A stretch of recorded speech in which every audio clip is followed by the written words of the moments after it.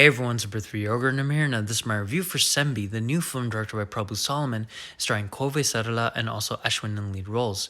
Now this happens to be another solid film for Prabhu Solomon, who's also directed films like Maina, Kumki, and also Kayal, and this happens to be a very masterful and very incredible performance for Kove Sarala, who's also been in really good movies before, but she's always well known as this comedic performer. And here she's done an incredible job of doing this dramatic role that is showing anguish and pain due to the situation that her character and her granddaughter is going through in this movie.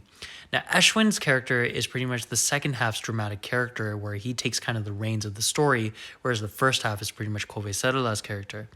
And Ashwin does a really good job here too. I think this is probably the best performance he's delivered in his young career. And both him and Kove Sarala do a great job in this movie in terms of the performances. I think that the one negative that I can really say about this movie is I felt like the second half is obviously different than the first half. The second half happens on a bus for the most part.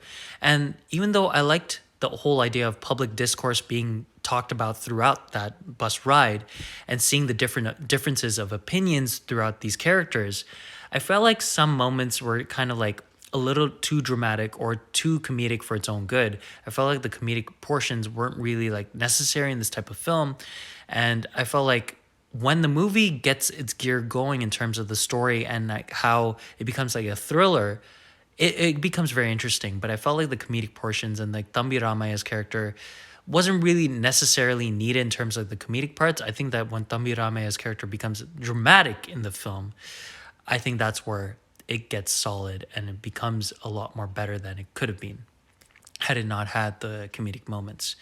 But yeah, I think that Sembi is a very solid movie. It's a story that we've seen many times before, but I think that Prabhu Solomon has done a really good job of engaging the audience and making them understand why they need to see this movie throughout the whole duration.